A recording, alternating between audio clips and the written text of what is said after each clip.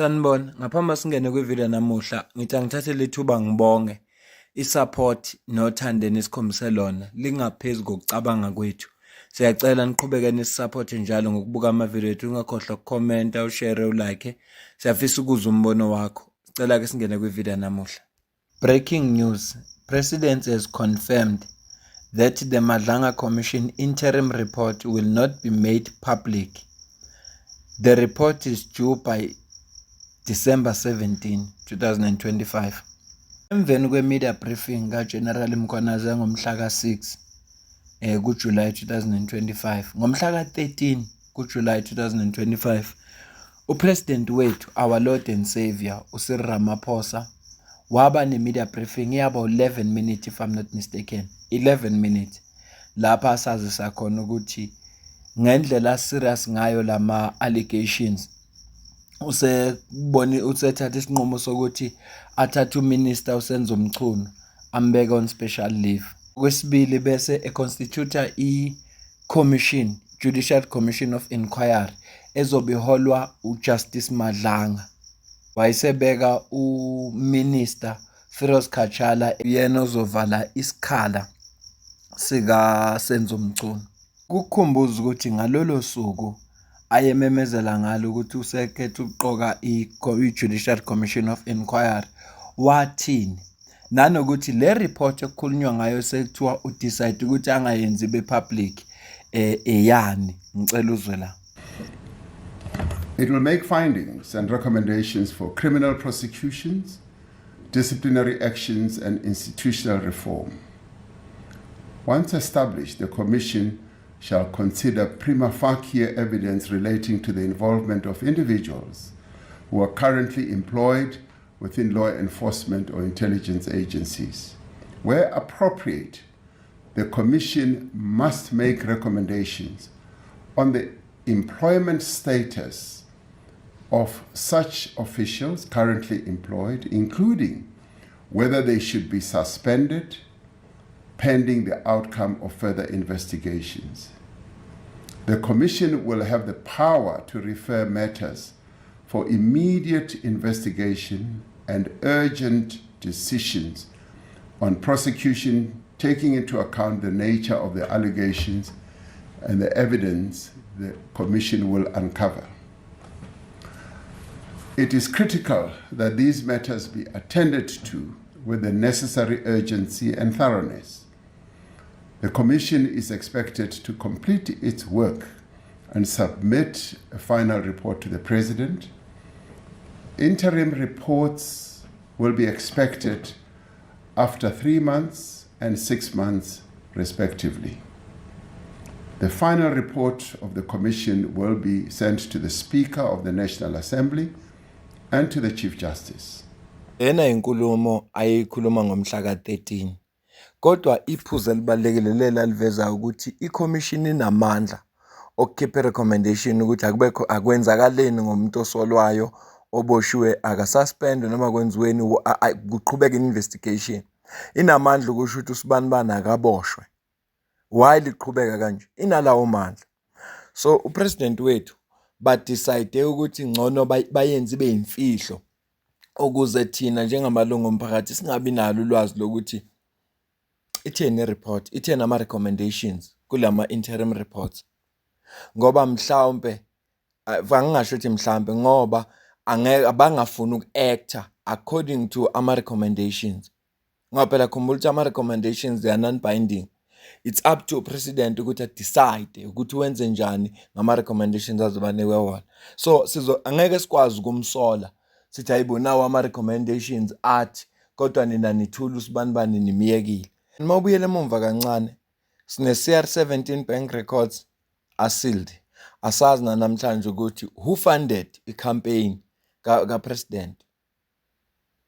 Asealed ama bank record akhona. Asealed. Sine phala report, i-IP ngoMarch yavela yenze aba-classified. Kukhona i-phala judgment osekuphela unyaka. Sizoqala unyaka wesibili sekusibhalwa manje unyaka namaviki kuzogcina sekuunyaka nezinyanga ayikaphumi namhlanje sekuyile. So lana ngazi our Lord and Savior ukuthi isebenza kanjani angiqondi. Kodwa kukhulu okufihlwayo kunje yithi kungafanelanga sisikwazi. Into engiyiqaphelile ulimi luka acting minister okuFiroz Kachala seliguqukile. Sizokhumbula ukuthi ngesikhathi uGeneral Mkhwanazi wayenza i-media briefing washo khona ukuthi it was not necessary. Kodwa ngesikhathi ebekhuluma noDr. Sizwe Mpofu ukhulume kanje. Well, look, the public statements that General Mkhwanazi made, now being examined by the Madlanga Commission, much of the evidence that has been led so far suggests that the main elements of the picture he painted is correct. So we have a problem of organized crime. We have a problem of infiltration of these cartels into the criminal justice system and into the political process. What is clear in the conversation we're having in the NGC is that the membership shares those the concerns about the degradation of our institutions, about the suggestion that people at the very top of the political and criminal justice system are implicated.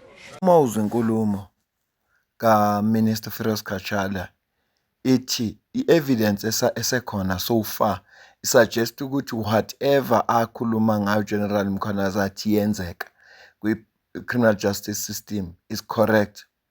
Lokho nje kukodwa kwenza ukuthi mawuzwa ukuthi upresidency idecide ukuthi ayizukuyenza ibe-public i-report evela kwiMadlanga Commission, ubone ukuthi kukhona abavikelwayo. Yenza nje ucabange kanjalo, angazi angingakukhulumeli wena ngizikhulumele mina, kodwa kimi yenza ngicabange kanjalo. Uma i-evidence esalethiwe so far isathi okushiwo uGeneral Mkhwanazi ngomhla ka-6 ukuthi ikhulu emaphoyiseni they infiltrated ama-executive ngapha kwi-side the-politic they are infiltrated, bese kuthiwa i-report esuggestayo ukuthi akwenzakaleni ngalabo bantu izoba imfihlo. Lokho kukodwa kwenza ukuthi ngithi kukhona abantu abavikelwayo, ngoba uma i-report izoba public sizokwazi ukuthi uJustice Madlanga nethimba lakhe badecide ukuthi akwenzakaleni ngosibanibani. Kodwa manje upresident wethu aka-act njengenhlala yenza, ngoba phela siyamazi, hhayi ukuthi sikhuluma ngomuntu esingamazi, umuntu onga-act isitalo. Into abagudu ekuyenzeni la ngizokwenzela umzekelo ngeZondo Commission report. Uma uphambene naye bazoyisebenzisa leya report nama-recommendations weZondo Commission, bazoyisebenzisa ngempela uzithole ususenkantolo. Khumbula ukuthi uGigabyte wakhuluma ngokuthengwa kwabantu ukuze bavotele abantu abathize la ku-ANC ngama-conference, wavukelwa amacala. Bonke abantu abangekho kwi-camp ka-president wethu our Lord and Savior ayabavukela amacala eZondo Commission. Kodwa uma ufuna ukuphepha ufuna ube sesayidini lakhe njengogwele Mantashe ngeke bavukela amacala, noma be-implicated kodwa ngeke aze bavukela amacala ngoba basesayidini ka-President Ramaphosa. Umama uNomvulane uNkonyane ngeke bavukelwa amacala labo bantu ngoba basesayidini kaRamaphosa. Isiphenduka isikhali sokulwa nabantu abathize e-report yeZondo Commission. Yingakho-ke uma uthola indaba ezisazisayo ukuthi i-report yeMadlanga Commission, the interim report yokuqala after 3 months, njengokusho kuka-president, kufuneka abayithule ngomhla ka-17, kodwa the presidency has decided ukuthi ayizukuba public. uJeremy Michaels, o-spokesperson weMadlanga Commission, ukhulumile ngalolu daba. Wano i-report bona bazoyibhala kodwa it's up to the president. Months okuqala isiphelile ngoba i-commission yaqala ngomhla ka-17 kuSeptember lapho General Mkhwanazi ethula khona ubufakazi bakhe bokuqala. So ngomhla ka-17 October bekuyinyanga yokuqala, mhla ka-17 November kwinyanga yesibili, njengoba-ke i-report ilindeleke ngomhla ka-17 kuDisemba. So njengoba eshilo upresident wethu. Angiyibambe le video ngoba inhloso yami bekukwazisa njenge-breaking news le esitshelwe SABC izolo ukuthi i-report yaMadlanga Commission i-presidency sidecide ukuthi ayizukuba public. Ngase ngithi ngikukhumbuza ukuthi amandla enawo i-commission imaphi, njengoba upresident ngikucaphunele yena wachaza yena i-commission amandla enawo. So ngase ngithi ngikucaphuna lokhu ngoba ngifuna ukukuvezela ukuthi uma ifihlwa kunabantu abavikelwayo, kodwa lokho ukucabanga kwami ngoba i-commission inamandla okusho ukuthi usibani banakamiswe manje emsebenzini a-investigate, usibani banakaboshwe manje, usibani banakube ngikuthi manje inawo lawo mandla. Kodwa-ke njengomphakathi uma singenalwazi ukuthi kubhalweni, ayikho futhi into esizoyenza, sokhathazeka nje uma ngabe siyakhathaza. Kodwa lokho ngifuna sikuqaphele, yingakho ngithi asibuyele emuva. CR17 bank records, they are sealed, are classified. Phala report evela ku-IPID sealed, classified. Sekuyile i-report, interim report ye-Judicial Commission of Inquiry nayo futhi sealed. Kakhulu-ke kulokhu ukuthi lolu daba okukhulunywa ngalo lapha kwi-commission kaMadlanga lithinta i-comrade ngqo lakho president okuminister uSenzo Mchunu, nelithinte namanye ama-members we-ANC njengoBrown Mokgotsi. Akayona imember nje ye-ANC, imember enkulu ku-ANC, nanegama. He was one of the people who were campaigning for CR17. Asazi ukuthi unaliphi iqhaza kulama bank records are-sealed ukuthi uBrown Mokgotsi yena ulethe mapha ama-donors. Asazi ngempela. Ngilindele ukuzwa i-reaction ezobe ivela kuma-political parties ahlukene, kuma-organization ahlukene, siza ukuthi athini wona ngalolu daba. Ukuthi ngiyazi ukuthi noma isiphi isinqumo esithathwa upresident wethu, our Lord and Savior, ama-organization amanye asupporta noma ngavela lawo ma-political party, kodwa azobe ngenamandla, kuzobe ngena-pressure engako. Angeke ngichazele egama. Upresident wethu mangithi is our Lord and Savior ukuthi sadayiselwa yena kanjalo. Uyena umuntu wayezokhulula iSouth Africa kuZuma namaGupta. Uyena umuntu wayezosave iSouth Africa. So iSouth Africa isesimene kuso manje ngenxa kaPresident Ramaphosa. Kusafe nje South Africa, i-economy right eSouth Africa, unemployment ayikho eSouth Africa ngenxa kaPresident wethu uRamaphosa, ngoba is the savior owayezosave le country from uJacob Zuma namaGupta.